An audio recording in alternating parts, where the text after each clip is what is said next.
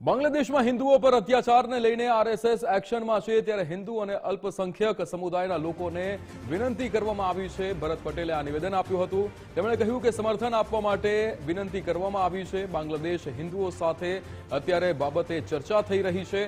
દેશ અને રાજ્યમાં સંઘનું કાર્યક્ષેત્ર વધ્યું છે। ગુજરાતમાં રાષ્ટ્રીય સ્વયંસેવક સંઘની શાખાનો વ્યાપ વધ્યો છે। શાખા, સાપ્તાહિક, મિલન અને મહિને જે રીતે સંઘ મંડળીનો વધારો થયો છે। માર્ચ 2024માં 1588 શાખા મળતી, જે માર્ચ 2025માં 1747 થઈ।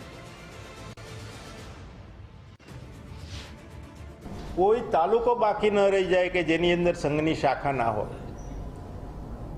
એનાથી નીચે મંડળ એટલે 10 ગામનું યુનિટ છે, ત્યાં સુધી પણ કેટલાય જિલ્લાઓની અંદર એ પ્રકારનું કામ વધે।